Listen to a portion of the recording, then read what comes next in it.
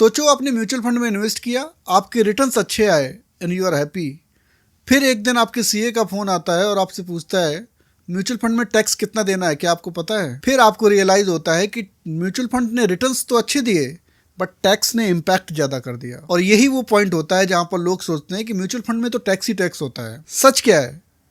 Tax ज्यादा है या टैक्स को समझा ही नहीं गया? आज की इस वीडियो में म्यूचुअल फंड का टैक्सेशन बिल्कुल सिंपल लैंग्वेज में समझाऊंगा। लॉन्ग टर्म कैपिटल गेन क्या होता है, शॉर्ट टर्म कैपिटल गेन क्या होता है, और आपके लॉस को टैक्स से कैसे एडजस्ट किया जाता है, जिसे कहते हैं सेट ऑफ। वीडियो एंड तक देखिएगा, क्योंकि अगर आप ये समझ गए तो आप लीगली कई लाख रुपए तक का टैक्स बचा सकते हैं। सबसे पहले ये समझते हैं कि म्यूचुअल फंड का टैक्सेशन कंफ्यूजिंग क्यों होता है।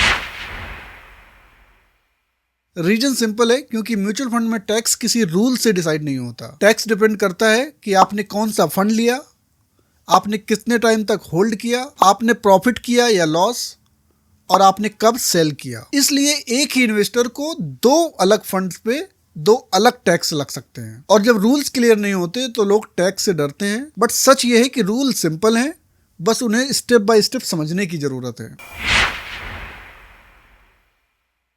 म्यूचुअल फंड टैक्स का बेस यहीं से स्टार्ट होता है कि आपका फंड इक्विटी है या डेब्ट। इक्विटी फंड का मतलब आपके पोर्टफोलियो का मिनिमम 65% इक्विटी में इन्वेस्ट, और डेब्ट फंड का मतलब आपका इक्विटी एक्सपोजर 65% से कम। इस डिफरेंस की वजह से आपका होल्डिंग पीरियड और टैक्स रेट्स बिल्कुल अलग हो जाते हैं। इसलिए सबसे पहला क्वेश्चन ये होना चाहिए कि आपका फंड इक्विटी है या डेब्ट।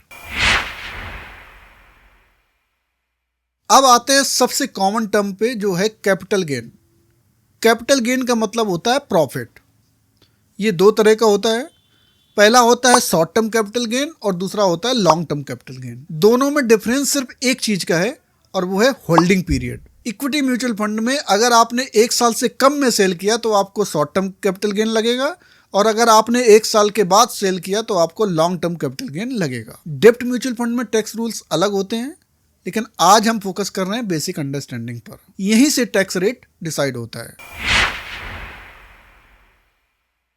Equity fund short term capital gain का रूल बिल्कुल सिंपल है। अगर आपने अपना इक्विटी म्यूचुअल फंड एक साल के अंदर बेचा तो आपको शॉर्ट टर्म कैपिटल गेन लगेगा फ्लैट 15%। चाहे आपकी इनकम कितनी भी हो और आप चाहे किसी भी टैक्स स्लैब में आते हो, फ्लैट 15% टैक्स। और इसीलिए short term trading equity mutual fund में टैक्स वाइज महंगी पड़ सकती है। तो इस रूल का मैसेज सिंपल है, शॉर्ट टर्म में मार्केट को मत छेड़ो। अब बात करते हैं लॉन्ग टर्म कैपिटल गेन की।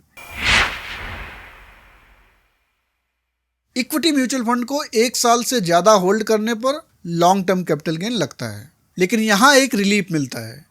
1 लाख रुपए तक का long term capital gain tax free होता है। अगर आपका प्रॉफिट 1 लाख रुपए से ज्यादा है तो उस पर 10% का टैक्स लगता है। No indexation, no slab benefit. इस रूल का मैसेज ये है कि लॉन्ग टर्म में इन्वेस्टर को रिवॉर्ड मिलता है। इसीलिए mutual fund investing long term के लिए डिजाइन की गई है।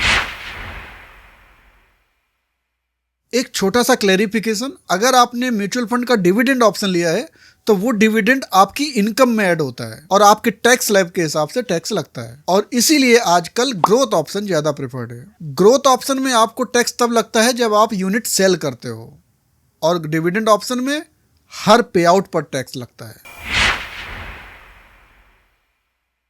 अब आते हैं सबसे पावरफुल और इग्नोर्ड टॉपिक पर, लॉस का यूज। अगर आपको म्यूचुअल फंड इन्वेस्टिंग में लॉस हुआ है तो वो बेकार नहीं जाता।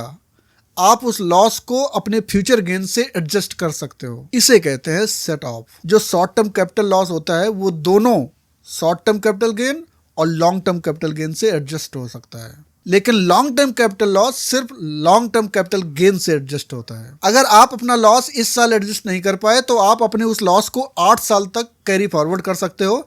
बस एक कंडीशन है कि आपको आईटीआर फाइल करनी होगी। सिंपल है, अगर आपने लॉस को डिक्लेयर नहीं किया तो आपको बेनिफिट नहीं मिलेगा।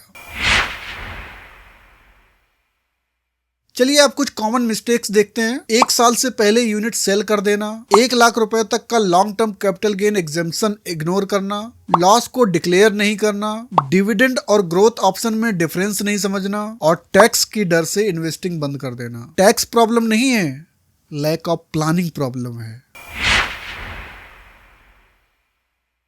टैक्स प्लानिंग का सिंपल रूल याद रखो, लॉन्ग टर्म सोचो, शॉर्ट टर्म चर्न अवॉइड करो, लॉस को वेस्ट मत होने दो, ग्रोथ ऑप्शन चूज करो और रूल्स समझ कर इन्वेस्ट करो। इससे ज्यादा कॉम्प्लिकेटेड म्यूचुअल फंड टैक्सेशन नहीं है। तो चलिए एक बार समराइज करते हैं।